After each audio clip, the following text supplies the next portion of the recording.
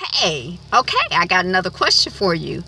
What opens where we left off with Uncle Molester Mac being free from jail and Reverend Daddy is in trouble, and closes with a proclamation from the child of the man that Reverend Daddy murdered, saying, "The judgment is coming." Did you watch Greenleaf? Well, I'm about to quickly review, recap, chit chat. I got a bunch of questions about it. Season 2, episode 1. It's a good soap opera, and I'm excited to chit chat. If you're excited to hear my thoughts, please stick around. And thanks for liking, subscribing, commenting, and being here. All right. So, my first question is, how come Uncle Mac is with the cops when they come to confront Reverend Daddy about burning down the church?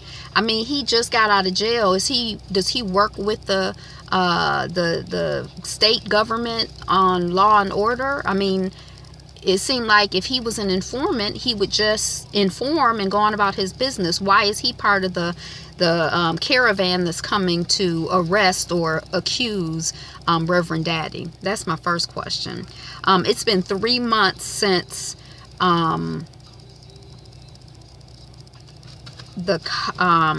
it's been 3 months since they opened the case against Reverend Daddy about the burning down of the old church when we come in. So that scene is a flashback. We see Oprah, who is playing. She's all throughout this episode, and we love her. Oprah plays Mavis, and Mavis, I'm still trying to keep all of the relationships straight in my head. Mavis is the sister of First Lady May, who is also the sister of Uncle Molester Mac. So the three of them are siblings.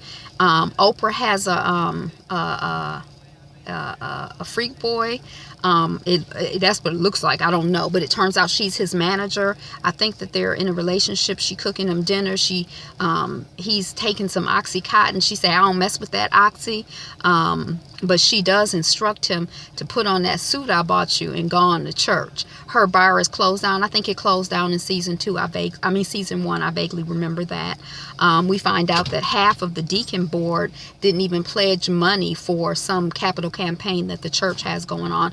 Lady May stays pissed at her daughter, the prodigal girl. I can't remember what this child's name is, but she is one of the main characters. She came back for her sister's funeral with her daughter and to expose Uncle Mac for his molestation ways, and her mother was not in favor of it. Her mother was not in favor of her coming back. She was a very charismatic and very popular preacher when she left, and she's able to pick up in some ways from there, but still, developing professionally and, as a woman in terms of negotiating relationships and things, because there's a scene later on in the episode where she finally finds out that part of the church's lack of support of what's going on with the church is not just about Reverend Daddy's, the bishop's, the case against him for burning down the church, but it's also about the fact that there is just some people feel a blatant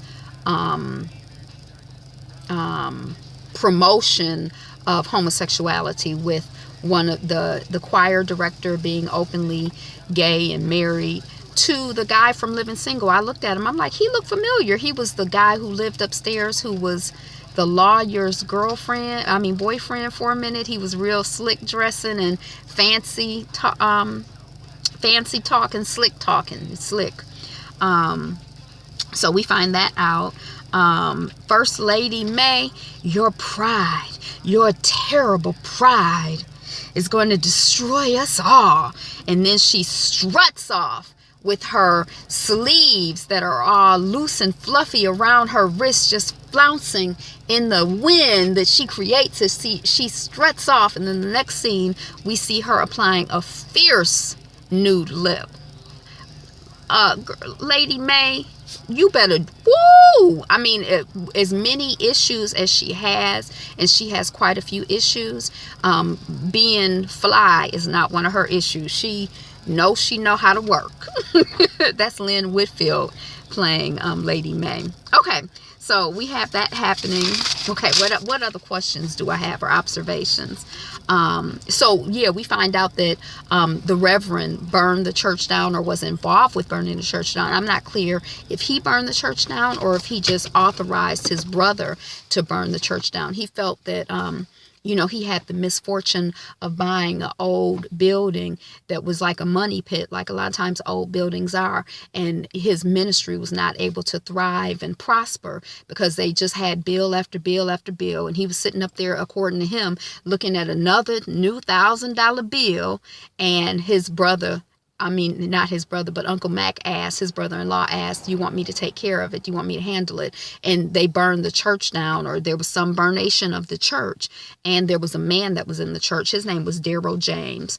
But the Reverend Daddy feels complicit in it. He definitely feels responsible for it. And he says that it was an accident. So, I feel bad for him. I wish that he would find some peace with it, and that his spiritual beliefs would help him. And I'm sure they are, this fictitious character helping him get peace with this fictitious crime. But he's still in my thoughts and prayers. I like the scene where we see First Lady May. She leaves an interaction with her husband that's kind of intense, and then she straightens up and puts on her face and shows up for breakfast with her family. Hi! She got that face on for breakfast with her family. She's not playing. She's on the job. Miss Ladybug here is in a bag of McDonald's that somebody left here. I don't know what's in it, but I wish she would be quiet. Be quiet. I'm gonna throw it away when I get a chance. Okay. Okay. And what's up with all these million wanted posters? Are these posters of Molester Mac? Are these posters of the Reverend Daddy? Is the prodigal daughter putting the posters up, or is she taking the posters down? Because she got a whole grip of them in the passenger seat of her vehicle. So I don't know. I couldn't really figure out what the situation was with that. So I figured out that they're breaking ground for Triumph Church, which is where Jacob Greenleaf, which is the brother who had been working in the church last season, but it was kind of like he could never really seem to find his stride or his respect. He never really became a minister. His sister, who had left, and the prodigal's sister who left and came back, had been a minister. When she came back, she got promoted to minister, and he was still kind of like just kind of around. And so he ends up leaving at his father's encouragement and going to another church, which is building a church right across the street from their mega church. So I don't know if I even said this, but he burnt the church down and then used the money to build his mega church out in the suburbs. But what I thought was interesting, excuse me for detouring, this whole idea of, when these buildings get old, we just because you notice in certain neighborhoods, there are all these old decrepit buildings, and then they just build new buildings when they have new businesses. And the production quality is lower, even though it's newer. It's not going to last 5 or 10 years. It don't look like it to my expert eyes, let alone 50 or 100 or 200 years like some of these other buildings that have been around. And so why is it not sustainable for a business to purchase an old church? What is it about our system where he had to have a new church in order to be able to thrive, like a new church building, a new church facility? But that's kind of, off to the side. So we find out at the groundbreaking, everybody, oh, you're going to the groundbreaking. I didn't even know what the groundbreaking was. The prodigal daughter's daughter asked her grandmother, Lady May, are you going to the groundbreaking? And Lady May doesn't even hardly look at her. She just walks on by and says, I would rather eat glass. I'm like, why is she so dry to her granddaughter? I know she don't like her granddaughter's mama, but good Lord, she's really dry to her grandbaby too. Lady May, oh girl, you a character. So we find out that Jacob Greenleaf gets to be the pastor of the church across the street from his daddy's church, Reverend Daddy's church, the bishop's church. So he has been promoted and seems to be thriving in his new position as minister at another church, where he couldn't really seem to get a foothold in his own daddy's church. He seemed kind of like a family charity case in his own father's church, but it seems like he's thriving and doing well in his new environment. So that's like a surprise to him and a surprise to everybody. And him and his family don't really look that happy, like not just his wife, but Jacob's sisters and dad. You know, it's a lot of kind of grim faces when he gets this wonderful news. But I'm happy for you, Jacob. I mean, it seemed like you finding your stride. Go on and do your thing. I don't know if I mentioned it, but Greenleaf is set in Memphis, just FYI. I already said that. My mama said, why is Reverend Daddy wearing a hat? And I said, because he is he's a old school cat daddy. That's what they do. He wear the hell out of that hat. I liked it. The first lady should have had on a big hat too. But at the groundbreaking, he looked, just like an old school dude to me. I don't know why he's wearing a hat. I thought he was just wearing a hat. Mavis McCready, who Oprah plays, is kind of dealing with some alcoholic issues. Now, I guess she has a history of alcoholism, but she did run a bar. She had closed the bar down. It seemed like when she was running the bar, she wasn't, she wasn't actively engaging in alcoholism. But since she's closed the bar down, she's, drunk. And Oprah, when she came in with her freak boy or the guy she's managing, the musician she's managing, Alonzo, and she was drunk. And I mean, I like to watch Oprah. I think that Oprah is a good actress.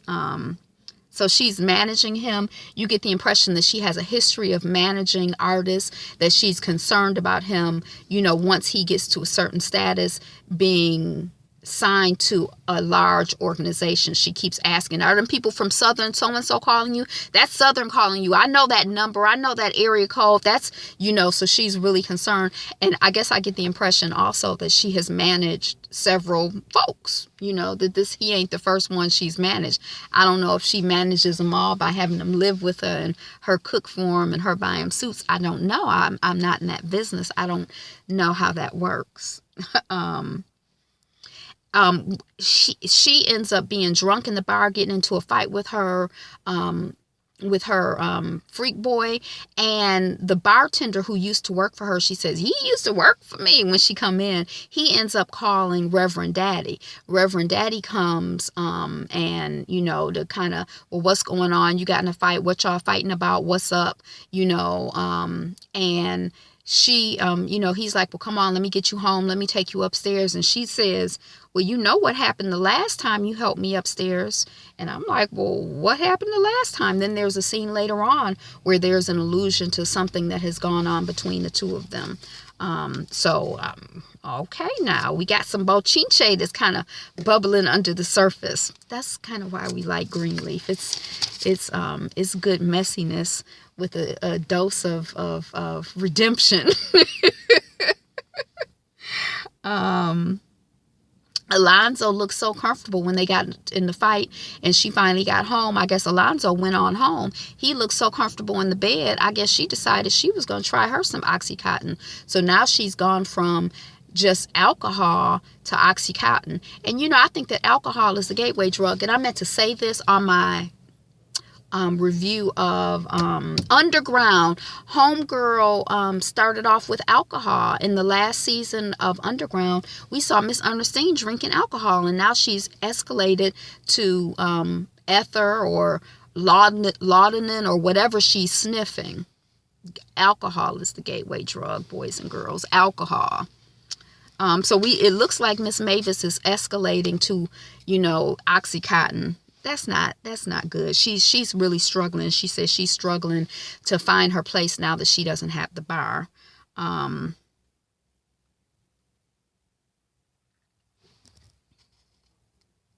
there's a scene, this is the creepiest, most just but it's so believable to me. I don't know, but there is a scene where First Lady May goes to see her daddy. She kisses him. He wakes up. Oh, you came. She said, you know how I was gonna come.